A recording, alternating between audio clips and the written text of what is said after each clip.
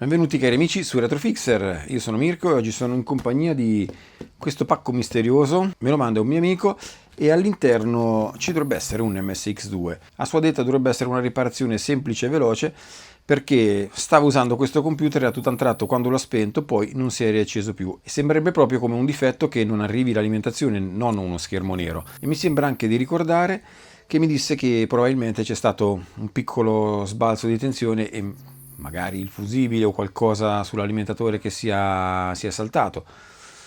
Andiamo a vedere e con l'occasione rimuoviamo anche la batteria perché all'interno abbiamo ancora una batteria ricaricabile ormai finita e se non rimossa fa la fine poi che fanno tutte le batterie, rovinando poi anche il circuito. Quindi andiamo ad aprire il pacco subito dopo la sigla.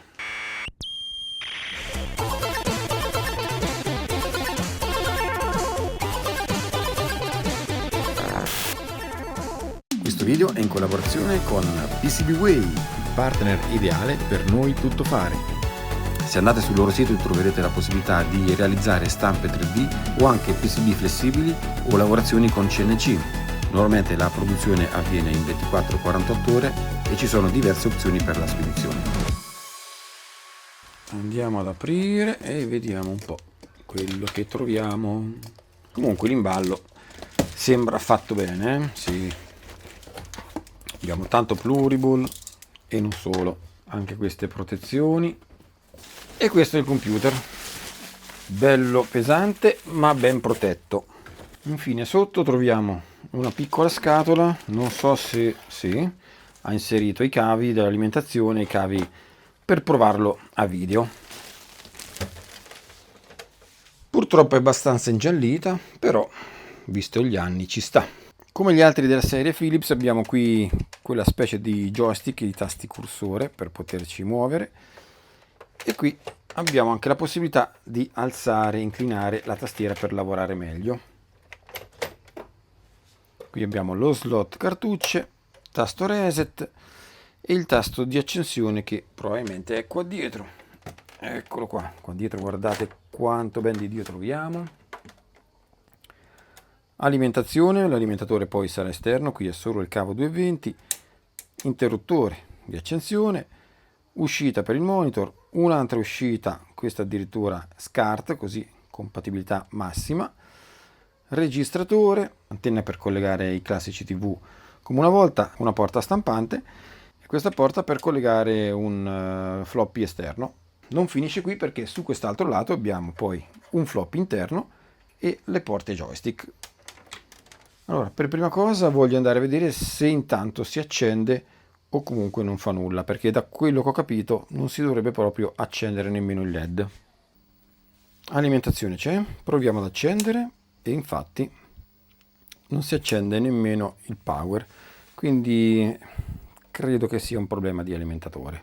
Qui abbiamo 3 viti di un tipo, nere piccoline sul retro, mentre invece sul frontale ne abbiamo 2 e queste 2 sono autofilettanti, le altre no. Poi passiamo sul retro e qui troviamo altre 3 viti, anche queste non sono autofilettanti. Ok, ci sono 3 gancettini, uno al centro qui e 2 nei rispettivi lati, sempre al centro.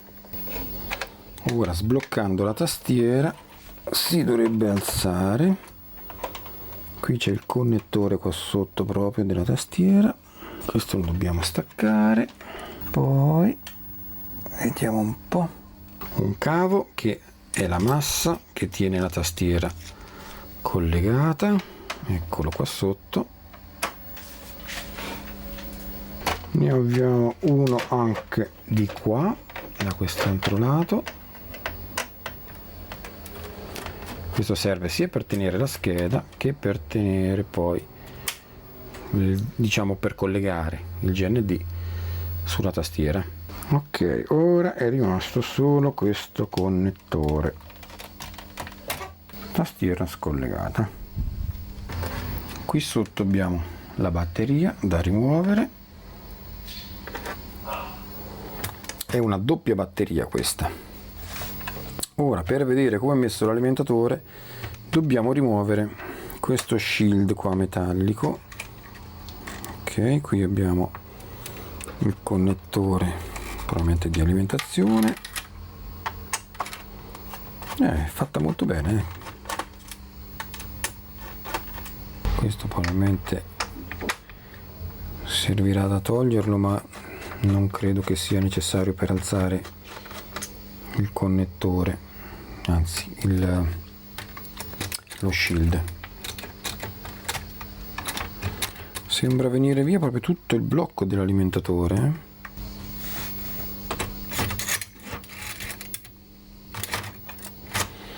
Ok, purtroppo abbiamo questa schedina che sta proprio qua sopra e ci dà fastidio. Eccola qua, qui abbiamo modulatore, porta stampante e questa uscita qua che, se non mi ricordo male, era del monitor. Ecco qua, l'alimentatore ha un cavo già che abbiamo scollegato, più quest'altri due che vanno al floppy. Ed ecco qua tutto il blocco dell'alimentatore.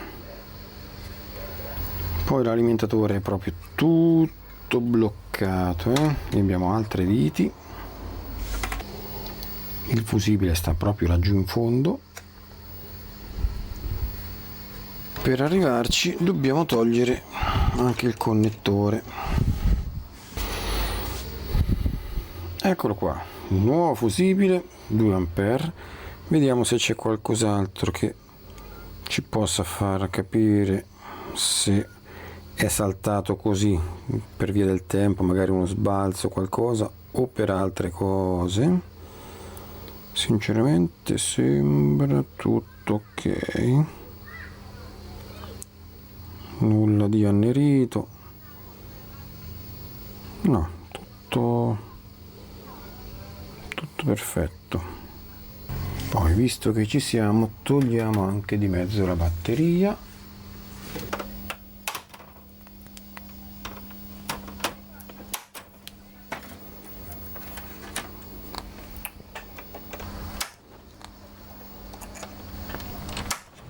Questa fortunatamente non fa danni come le altre che troviamo negli Amiga.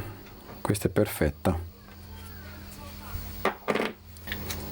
Ok, questo lo possiamo riconnettere qua.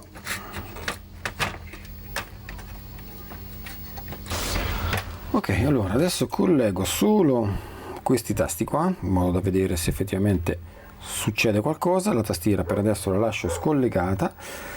Vediamo, accendiamo, vediamo se tutto funziona, che non salti di nuovo il fusibile, e poi, se tutto ok, lo richiudiamo e andiamo a provarlo.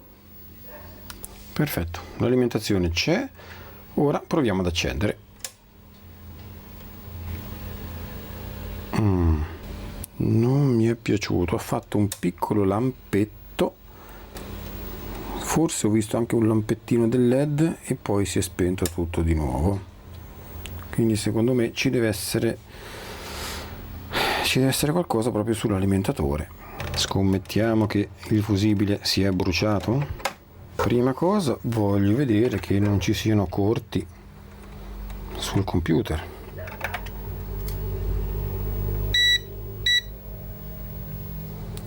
Ok, qui ci sono i condensatori che si caricano, però come si vede abbiamo 58 ohm, quindi non è un corto. Vediamo qua, qui ovviamente il positivo è quest'altro, ma ok, si carica il condensatore e poi basta. Quindi no, corti non ce ne sono. Il fusibile, come si vede, è proprio annerito.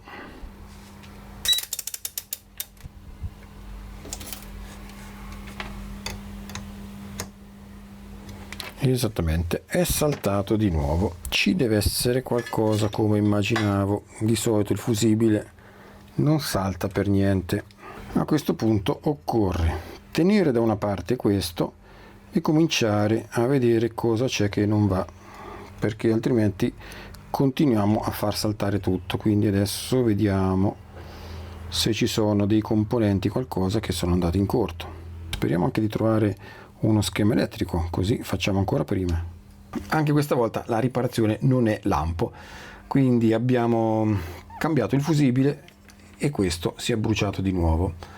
Ora dobbiamo capire cosa c'è su questo circuito che fa questo corto. Vediamo un po', andiamo avanti e vediamo. Questo è uno switching. Io non sono ferratissimo su questi componenti, però ci proviamo. Però comunque non sembra esserci un corto netto, perché questo è il fusibile e qui abbiamo la linea e il neutro, e dopo il fusibile non ho un corto netto, quindi o è un assorbimento elevato o forse è qualcos'altro più avanti che non è proprio un corto ma che fa assorbire tanto. Qui abbiamo diversi condensatori.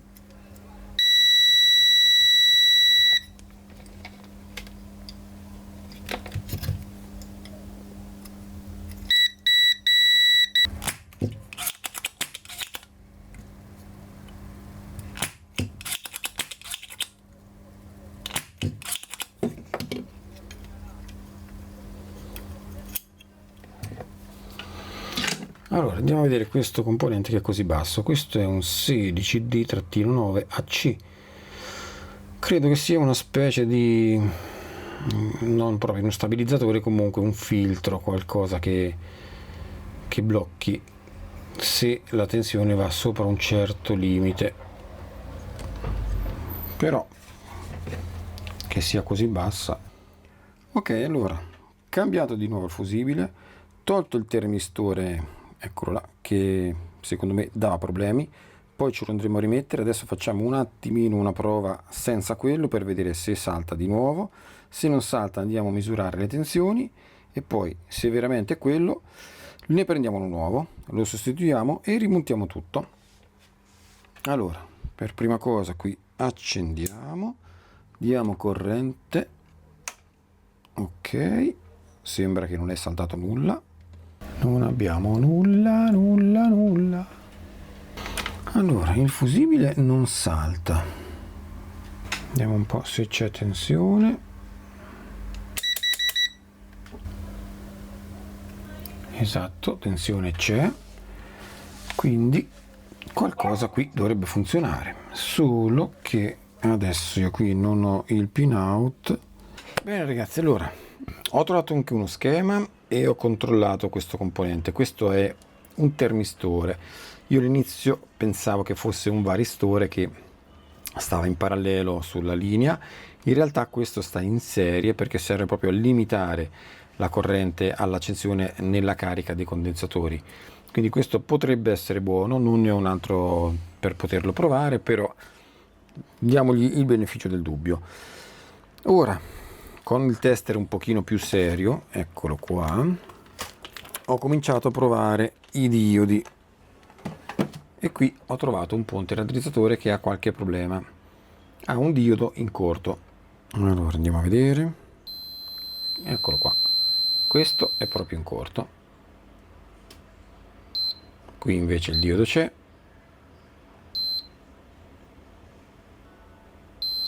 qui c'è, qui c'è, però qua è in corto, quindi questo sicuro lo dobbiamo cambiare. C'è un piccolo problema, che attualmente non ne ho uno di questa grandezza, li ho leggermente più piccolini, quindi o ne metto uno più grande tipo questo è una bella bestia, altrimenti non ne ho uno uguale. Comunque i pin sembrano andarci, Purtroppo non ce ne ho uno uguale, questi sono leggermente più piccoli, da 1 ampere, e quindi adatterò uno un pochino più grande. Bene, il punto raddrizzatore ora l'ho sostituito, fusibile nuovo, andiamo ad accendere e vediamo se non salta. Cominciamo a provare le tensioni. 3, 2, 1. Non è saltato.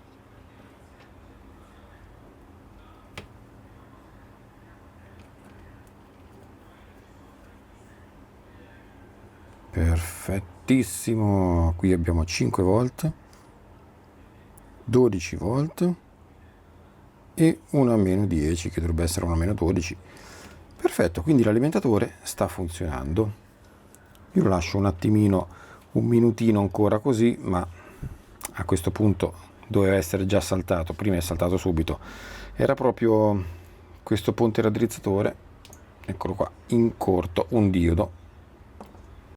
Ok, ora lasciamo scaricare i condensatori, poi lo rimontiamo.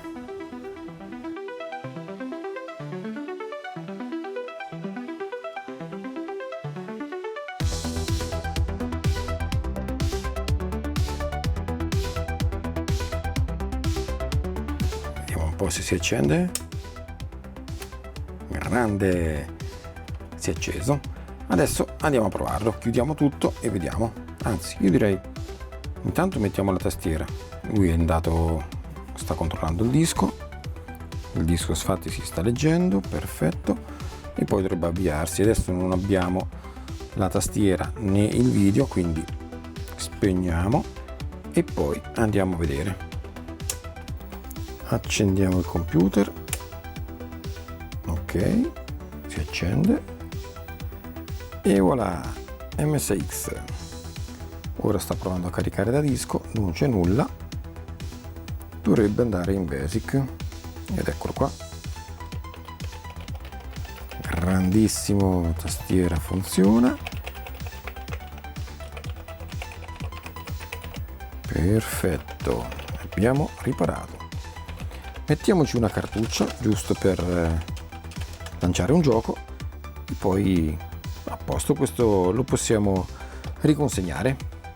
Bene, cartuccia inserita, vediamo un po'.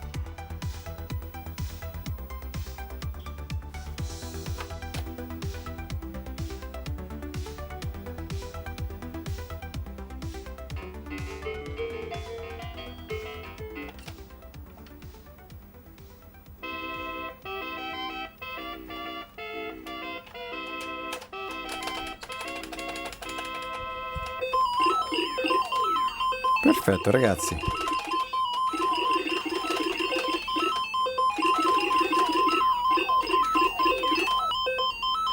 Ottimo, dai. Ci siamo, l'abbiamo riparato. Era un problema sull'alimentatore, un diodo in corto. Eccoci ragazzi alle conclusioni, sarò molto veloce. Abbiamo visto che effettivamente la riparazione non è stata molto lunga. All'inizio credevo che fosse veramente una cosa banale, però immaginavo che sotto ci fosse qualcos'altro, perché i fusibili di solito non saltano così a caso. Infatti questo è il motivo per cui non vanno sostituiti con altri più grandi, in modo da dire ok, non lo faccio saltare. Se salta, per come è progettato, ci deve essere qualcosa che non va. Qui ho trovato lo schema, ma fortunatamente non mi è servito, perché poi sono andato a cercare con il tester e ho trovato subito il ponte di diodi che aveva un diodo in corto. Non dava un corto netto, perché ho provato anche sulla linea dell'alimentazione, non c'era un vero e proprio corto, però questo ponte di diodi doveva raddrizzare la tensione per caricare i condensatori e avendo un diodo in corto lì qualcosa sicuramente succedeva. Ebbene, ora che l'abbiamo riparato, non vedo l'ora di tornarsene a casa. Io vi ringrazio intanto per aver visto questo video, spero che vi sia piaciuto. Anche questa è stata un'altra casistica che normalmente non abbiamo visto nel canale. Se vi è piaciuto lasciate un mi piace, se non siete iscritti al canale fatelo, che è gratuito, a noi ci dà una mano per andare avanti. Se volete contribuire in qualsiasi altro modo vi lascio i nostri riferimenti qua sotto in descrizione. Io vi ringrazio nuovamente e vi do appuntamento al prossimo video. Ciao Fixer!